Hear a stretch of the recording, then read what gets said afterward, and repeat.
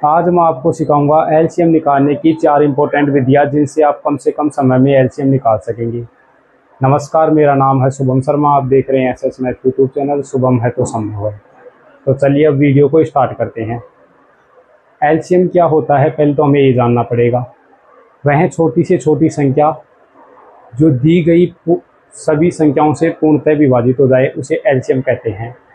तो अगर मैं आपसे बोलूं कि 10 और 12 का एलसीएम क्या होगा, तो आप इसका एलसीएम निकालने के लिए क्या करेंगे? जो गणित की किताबों में जो विधि दी हुई है आप वो विधि लगाएंगे। सबसे पहले हम वो विधि लगा करके देख लेते हैं कितना टाइम लगता है। तो पहले हम डंडा खींचेंगे, एक हम ऐसे करेंगे, फिर लिखेंगे यहाँ पे 10 और यहाँ पे लिखेंगे 12। ठीक, अब इसके अंदर सबसे पहले 2 का भाग देंगे, आंसर आ जाएगा 2 पंजे 10, 5। फिर ऐसे करेंगे, फिर 12 के अंदर 2 का भाग देंगे, आंसर आ जाएगा 6। फिर 2 का भाग देंगे इनमें, 5 में 2 का भाग जाएगा नहीं, तो 5 को ऐसे कैसे लिख देंगे। 6 के अंदर 2 का भाग देंगे तो 3 आएगा, तो 3 को ऐसे लिख देंगे। फिर 3 का भाग देंगे इनके अंदर, 3 का भाग 5 में जाएगा नहीं, तो 5 को ऐसे कैसे लिख देंगे। 3 का भाग 3 में एक बार जाएगा, फिर 5 का भाग देंगे, 5 का भाग 5 में एक बार जाएगा, और 5 और 1 में हमें भाग देने की आवश्यकता नहीं है, क्योंकि तो ये पूरी हो चुकी है संख्या। अब देखिए, ये पहला काम अपना हो चुका है। अब दूसरा काम अपन क्या करते थे कि इन जो इस लाइन से लेफ्ट साइड की जो संख्याएं हैं उनको हम आपस में गुना कर देते थे ताकि हमारा एलसीएम निकल जाता था। तो लेफ्ट साइड में कौन कौन संख्या है? 2, 2, 3, 5। तो मैं लिख देता हूँ 2 इंटू 2 इंटू 3 इंटू 5। तो आंसर क्या हो गया? 2 दूनी 4, 4 × 12, 12 पंजे 60। तो इनका जो आंसर होगा वो 60, यानी 10 और 12 का जो एलसीएम होगा वो 60 होगा। हम पहले इस विधि से निकालते थे, लेकिन आज मैं आपको 4 ऐसी विधियाँ सिखाने वाला हूँ जो इससे बहुत आसान है। क्यों आसान है? क्योंकि ये टाइम बहुत ज़्यादा लगाती है। अब देखो कितनी देर लग गई इसे निकालने में, लेकिन अब मैं जो आपको विधि सिखाऊंगा उसमें ज़्यादा टाइम नहीं लगेगा। पहले मैं इन्हें बता देता हूँ। ये लीजिए, ये पूरा साफ हो गया। ठीक, अब मेरी विधि से इसे निकालने के लिए हमें क्या करना पड़ेगा? जो सबसे बड़ी संख्या दी हुई होगी, 2 संख्याओं का जब एलसीएम पूछा जाए तो उनमें जो सबसे बड़ी संख्या होगी उसको हम ऊपर लिख देंगे, बटे में छोटी संख्या लिख देंगे, फिर उन संख्याओं को काट देंगे और तिरछा गुना कर देंगे। मैं करके दिखाता हूँ अभी। जैसे यहाँ पे 10 है और 12 है, इनका हमें एलसीएम निकालना है। तो हमारा पहले रूल नंबर 1 से निकालेंगे। तो सबसे बड़ी संख्या क्या है इसमें? 10 और 12 में 12 है, तो हम लिखेंगे पहले 12, बटे में लिखेंगे छोटी संख्या। छोटी संख्या क्या है? वो है 10, तो हम लिख देंगे 10। ठीक, अब इनको काट देंगे। ऐसी कौन सी संख्या है जिनसे दोनों संख्याएं कट जाती हैं? 2 से कट जाती हैं।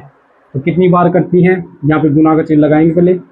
2 × 6 = 12 बटे 2 पंजे 10। आंसर आ गया 6/5।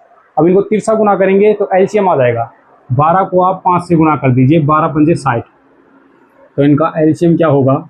60। देख लीजिए। अभी मैं एक और आपको निकाल के दिखा देता हूँ। जैसे हम ले लेते हैं 6 और 21 का एलसीएम क्या होगा? तो इनमें सबसे बड़ी संख्या क्या है? 21 है, तो हम लिखेंगे पहले 21, बटे में लगाएंगे 6, फिर यहाँ पे गुना। ठीक, 21 और 6 कौन सी संख्याओं से कटती हैं? 3 से कट जाती हैं। तो 3 को कितनी बार फाड़ा बोले जिससे 21 आ जाए? 7 बार। तो यहाँ पे 21 के सामने 7 लिख देंगे, बटे में।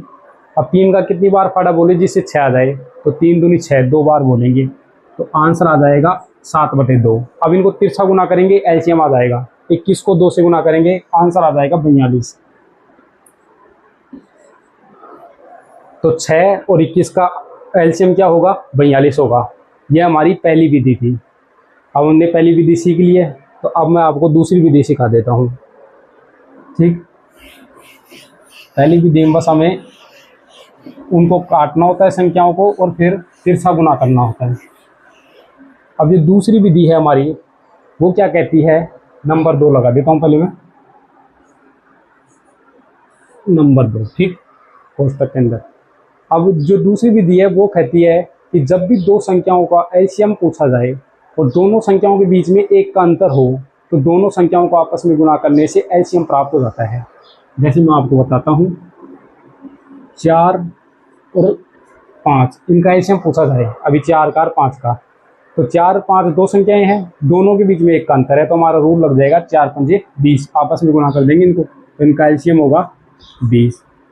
ठीक, आइए मैं ले लेता हूँ दूसरी संख्या 6 और 7, इनका एलसीएम पूछा जाए तो दोनों में एक का अंतर है, तो 6 7 42, तो इनका एलसीएम हो जाएगा 42। इनको आपस में गुणा करने से एलसीएम आ जाता है। एक और संख्या ले लेते हैं अपन, 8 और 9, 8 और 9 का एलसीएम क्या होगा, 8 नाम 72, क्योंकि एक का अंतर है, आपस में गुणा कर देंगे, 72 हो जाएगा। ठीक, ये दूसरा रूल हो गया। अब तीसरा रूल करेंगे हम, इसके लिए फिर मैं मिटा देता हूँ एक बार, ताकि हम तीसरा रूल कर सकें। नंबर 3 लिख देता हूँ मैं यहाँ पे। तो नंबर 3 क्या कहता है, तीसरा रूल क्या कहता है कि जब भी दो संख्याओं का एलसीएम पूछा जाए और दोनों संख्याओं के अंदर 2 का अंतर हो, तो दोनों में से किसी भी एक संख्या के अंदर 2 का भाग दे करके और जो आंसर आए उसको दूसरी संख्या से गुना कर देना है।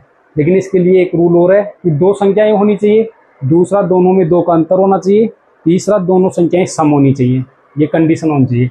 जैसे मैं बताता हूँ आपको, 10 और 12, इनका अपने को एलसीएम निकालना है, तो उसी विधि से निकाल देंगे। 10 और 12 दोनों सम संख्याएं हैं, दोनों के बीच में 2 का अंतर है, या तो 10 में 2 का भाग दे लो या 12 में 2 का भाग दे लो, आंसर आ जाएगा, वो आंसर दोनों में एक ही आएगा। 10 में 2 का भाग देंगे तो आंसर आएगा 5।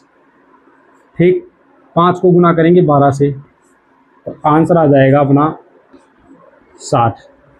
ठीक, अभी दूसरी ओर ले लेते हैं। जैसे मान लीजिए आप 6 और 8, इनका अपने को एलसीएम निकालना है, तो दोनों में 2 का अंतर है, दोनों सम संख्या है, तो 6 का आधा कर देंगे 3 हो जाएगा, 3 को 8 से गुणा कर देंगे 24 हो जाएगा।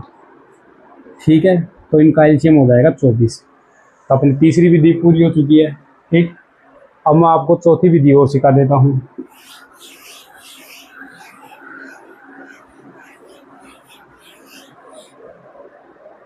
तो फोर्थ विधि क्या कहती है कि जब भी दो संख्याओं का एलसीएम पूछा जाए और दोनों में से एक या दोनों संख्याएं अभाज्य हों, तो आपस में गुणा करने से एलसीएम प्राप्त हो जाता है।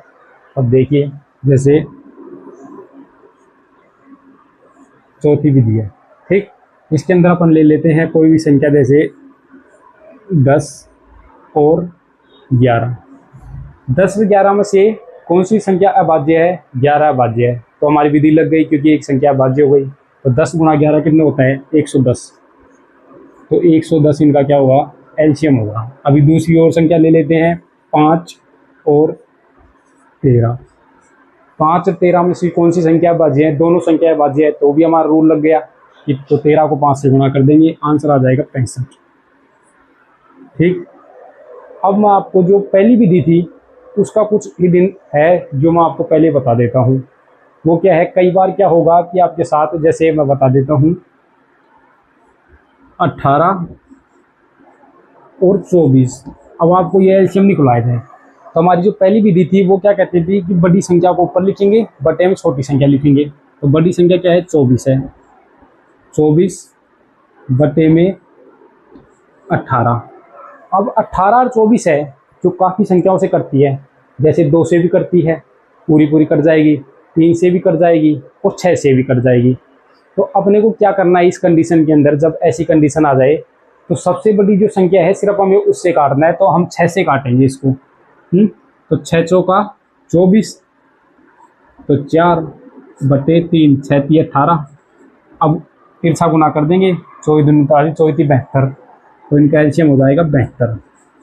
तो ये जो हिडन चीज थी वो मैंने आपको बता दी है कि अगर ऐसी सिचुएशन आ जाए जिसमें 2 या 3 संख्याओं से वो कटने लग जाए तो उसमें जो सबसे बड़ी संख्या हो उससे काट देना इसको, ठीक है। और जब तीसरी एक और चीज़ आ सकती है, जैसे जो मैंने अभी बताई थी, अब भाज्य वाली विधि में वो तो लगी जाएगी। तो अगर कोई भी संख्या से नहीं कटे तो आपको सिर्फ 1 से काट देना उसे, ठीक है।